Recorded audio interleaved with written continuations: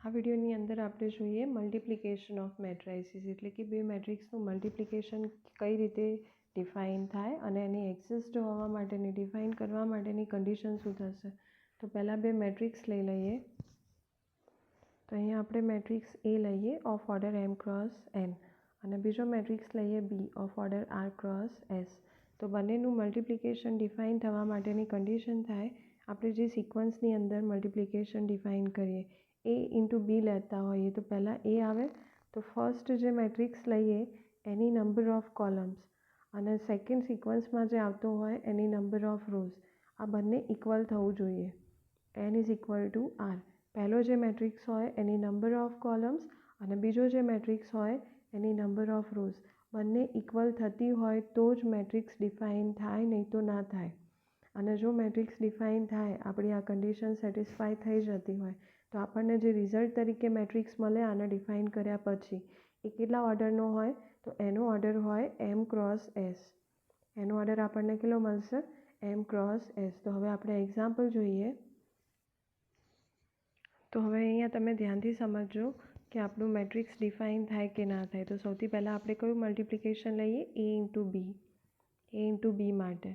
તો હંમેશા જ્યારે મલ્ટિપ્લિકેશન ડિફાઇન કરતા હો તમે તો એની પહેલાં સિક્વન્સમાં મૂકી દેવાનું. હવે એનો ઓર્ડર કેટલો 2/3 અને મેટ્રિક્સ બીનો ઓર્ડર કેટલો 3/2.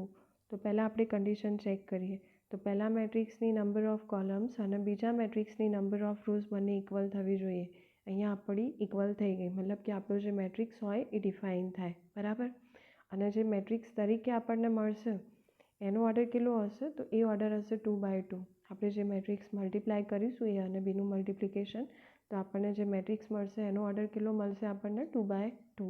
તો હવે આપણે કઈ રીતે ડિફાઇન થાય એ જોઈએ. તો સૌથી પહેલાં આપણે બંને મેટ્રાઇસીસ સિક્વન્સની અંદર લખી દીધા. હવે એનું મલ્ટિપ્લિકેશન ડિફાઇન કરીએ. તો જુઓ 2/2નો મેટ્રિક્સ મળશે. અહીંયા આપણે આ મેટ્રિક્સ લખી દીધો. હવે પહેલો એલિમેન્ટ શું થાય તો પહેલો જે મેટ્રિક્સ આપ્યો એની ફર્સ્ટ રો અને સેકન્ડ મેટ્રિક્સની ફર્સ્ટ કોલમ, બરાબર, એ ઇન્ટુ બીની. આ રીતે એના જે કોરસ્પોન્ડિંગ એલિમેન્ટ્સ હોય એનું આપણે મલ્ટિપ્લિકેશન લઈશું. તો શું થશે આ 1 ઇન્ટુ 1, 1 ઇન્ટુ 1, વચ્ચે શું આવશે પ્લસ સાઇન. પછી એ જ રીતે 2 ઇન્ટુ 3, 2 ઇન્ટુ 3, વચ્ચે આવશે પ્લસ સાઇન અને 4 ઇન્ટુ 1. આ થયો આપણો મેટ્રિક્સનો પહેલો એલિમેન્ટ. કયો થયો ફર્સ્ટ એલિમેન્ટ. એ જ રીતે હવે સેમ રોની અંદર સેકન્ડ એલિમેન્ટ. આપણી પાસે સ્પેસ ઓછી છે એટલે આપણે થોડું સેટ કરી દઈએ એને અને અહીંથી આને રિમૂવ કરી દઈએ. ઓકે, તો આ આપણો કયો થયો પહેલો એલિમેન્ટ ખાલી. હવે અહીંયા બીજો એલિમેન્ટ આવશે રોની અંદર, સેમ રોની અંદર. તો આપણે રો નહીં બદલીએ, રો આપણી કઈ રહેશે પહેલાં મેટ્રિક્સની જે હતી એના એ રો હવે કોલમ ચેન્જ કરીએ. જે પહેલી કોલમ હતી એની જગ્યાએ બીજી કોલમ અને હવે એના જે કોરસ્પોન્ડિંગ એલિમેન્ટ્સ હોય એનું મલ્ટિપ્લિકેશન. તો ફરીથી 1 into 0, 1 into 0 plus 2 into 2, 2 into 2 plus 4 into 1, 4 into 1, બરાબર. અહીંયા થોડુંક 4 ઇન્ટુ 1.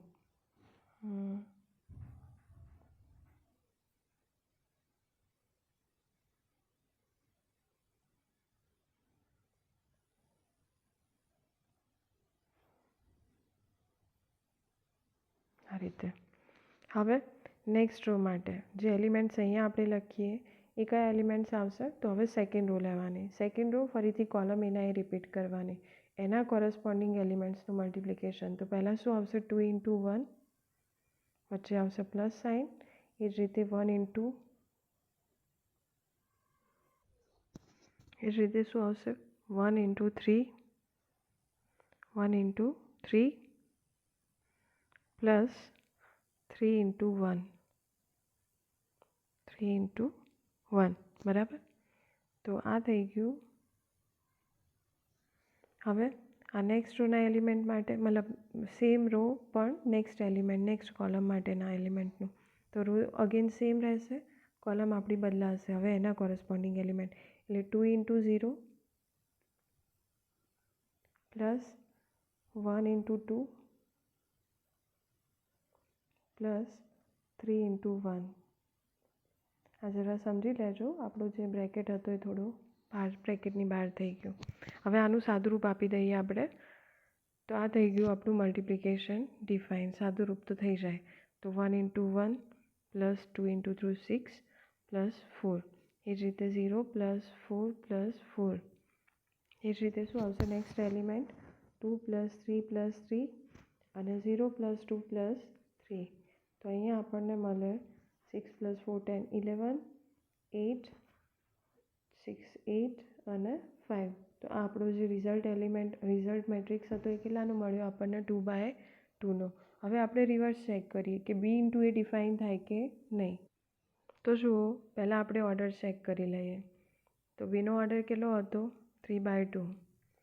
બીનો ઓર્ડર 3/2. હવે આપણે સિક્વન્સમાં લખીએ બી ઇન્ટુ એ ફાઇન્ડ કરવા માટે. એનો ઓર્ડર 2/3. તો પહેલાં તો આપણી કન્ડિશન શું થાય? પહેલો જે મેટ્રિક્સ હોય એની નંબર ઓફ કોલમ્સ, બીજા મેટ્રિક્સની નંબર ઓફ રોઝ બંને ઇક્વલ થવી જોઈએ. તો ઇક્વલ થઈ ગઈ. એનો મતલબ કે એનું મલ્ટિપ્લિકેશન ડિફાઇન થાય. અને આપણે જે મલ્ટિપ્લિકેશન ડિફાઇન કરીએ એનો જે મેટ્રિક્સ મળે એનો ઓર્ડર કેટલો હશે? 3/3નો. તો હવે આપણે એને ડિફાઇન કરીએ.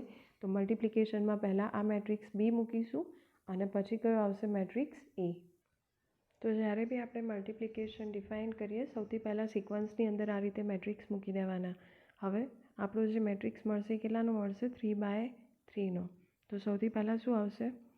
પહેલા મેટ્રિક્સની પહેલી રો અને બીજા મેટ્રિક્સની પહેલી કોલમ એના કોરસ્પોન્ડિંગ એલિમેન્ટ્સનું મલ્ટિપ્લિકેશન. શું થશે? 1 ઇન્ટુ 1. વચ્ચે આવશે plus sign. 0 into 2.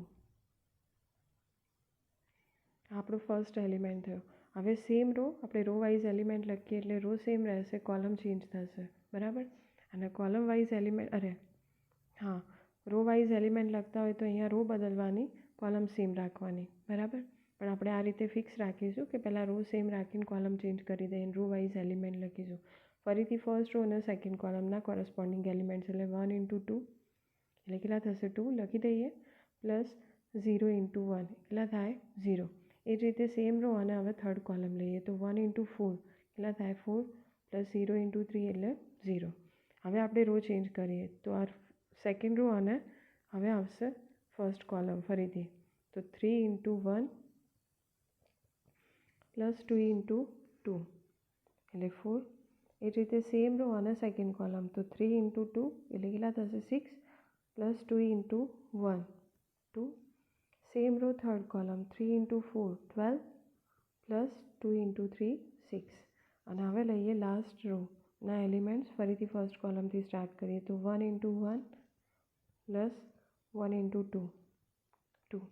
Same row second column 1 into 2 plus 1 into 1 1. Same row third column 1 into 4 કેટલા આવશે? 4 પ્લસ 1 ઇન્ટુ 3 3. તો આ રીતે મલ્ટિપ્લિકેશન ડિફાઇન થાય. હવે આનું સાદુરૂપ આપી દઈએ આપણે તો શું મળે આપણને? 1 પ્લસ 0 એટલે 1 2 4 7 8 18 અને 3 3 7. તો આ રીતે મલ્ટિપ્લિકેશન ડિફાઇન થશે. બીજું એક એક્ઝામ્પલ જોઈ લઈએ આપણે. તો અહીંયા આપણે ફરીથી બે નવા મેટ્રાઇસીસ લીધા. પહેલો મેટ્રિક્સ એ એનો ઓર્ડર 3/3 અને બીજો મેટ્રિક્સ બી એનો ઓર્ડર 3/2. તો પહેલાં એ ઇન્ટુ બી ડિફાઇન થાય કે નહીં ચેક કરી લઈએ. એનો ઓર્ડર 3/3, બીનો ઓર્ડર 3/2. તો પહેલાં એ ઇન્ટુ બી ડિફાઇન કરવા માટે એની નંબર ઓફ કોલમ્સ, બીની નંબર ઓફ રોઝ બંને ઇક્વલ થઈ ગઈ તો મેટ્રિક્સનું મલ્ટિપ્લિકેશન ડિફાઇન થશે. અને ઓર્ડર મતલબ કે જે મેટ્રિક્સ આપણે ડિફાઇન કરીએ એનો ઓર્ડર કેટલો મળે? 3/2. તો આપણે એને ડિફાઇન કરી દઈએ. તો જુઓ, ઓલરેડી અહીંયા આપણને મેટ્રિક્સ સિક્વન્સની અંદર લખીને જ આપ્યો. તો આપણે ડાયરેક્ટ અહીંથી ડિફાઇન કરીએ કે A into B is equal to matrix કેટલાનો મળશે? 3/2નો. તો હવે આની પહેલી રો અને આ પહેલી કોલમના કોરસ્પોન્ડિંગ એલિમેન્ટ્સનું મલ્ટિપ્લિકેશન. તો 0 ઇન્ટુ 1 કેટલા થાય? 0 પ્લસ 1 ઇન્ટુ -1 એટલે કેટલા થશે? -1 પ્લસ 2 ઇન્ટુ 2 કેટલા થાય? 4. હવે સેમ રો અને સેકન્ડ કોલમના કોરસ્પોન્ડિંગ એલિમેન્ટ્સનું મલ્ટિપ્લિકેશન. તો અગેન 0 ઇન્ટુ -2 એટલે 0 પ્લસ 1 ઇન્ટુ 0 0 પ્લસ 2 ઇન્ટુ -1 એટલે -2. એ એ જ રીતે હવે લઈએ સેકન્ડ રો. ફર્સ્ટ કોલમ ફરીથી રિપીટ કરીએ તો 1 × 1 કેટલા થશે? 1 પ્લસ 2 × -1 એટલે -2 પ્લસ 3 × 2 એટલે 6. ફરીથી સેમ રો અને સેકન્ડ કોલમ તો 1 × -2 કેટલા થાય? -2 પ્લસ 2 × 0 0 પ્લસ 3 × -1 -3. હવે લાસ્ટ રો ફરીથી ફર્સ્ટ કોલમ રિપીટ કરીએ તો 2 × 1 2 પ્લસ 3 × -1 એટલે કે -3 પ્લસ 4 × 2 કેટલા થશે? 8. એ રીતે same row second column 2 × -2 -4 plus 3 × 0 0 plus 4 × -1 -4. હવે આનું સાદુરૂપ આપી દઈએ આપણે. કેટલા મળે? 4 - 1 એટલે 3 -2 6 + 7 -2 એટલે 5 -2 -3 -5 8 + 2 10 -3 એટલે 7 અને 4 - 4 એટલે -8. તો અહીંયા આપણો જે ઓર્ડર હતો મેટ્રિક્સનો એ કેટલો મળ્યો? 3 રોઝ અને 2 કોલમ્સ. જે આપણે અહીંયા ચેક કર્યું હતું કે આપણો જે રિઝલ્ટ મેટ્રિક્સ હોય કેટલાનો થાય? 3/2નો. હવે આપણે રિવર્સ ચેક કરીએ કે B × A ડિફાઇન થાય કે નહીં. તો B × A માટે બીનો ઓર્ડર કેટલો આપ્યો? અહીંયા આપણને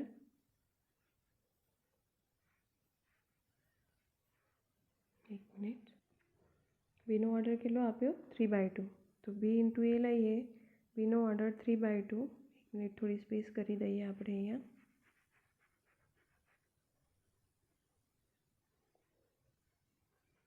બીનો ઓર્ડર 3/2 અને એનો ઓર્ડર કેટલો આપ્યો? 3/3. તો હવે તમે ચેક કરો તો જુઓ પહેલાં બીનો આપણે નંબર ઓફ કોલમ્સ લેવાની અને એની નંબર ઓફ રોઝ. તો આ બંને ઇક્વલ થાય? નહીં થાય. 2 ઇઝ નોટ ઇક્વલ ટુ 3. એનો મતલબ કે B × A ડિફાઇન થશે નહીં. હંમેશા ડિફાઇન કરતાં પહેલાં કન્ડિશન ચેક કરવી. કન્ડિશન આપણી ફૂલફિલ થતી હોય તો અને તો જ મેટ્રિક્સનું મલ્ટિપ્લિકેશન ડિફાઇન થાય, નહીં તો નહીં થાય.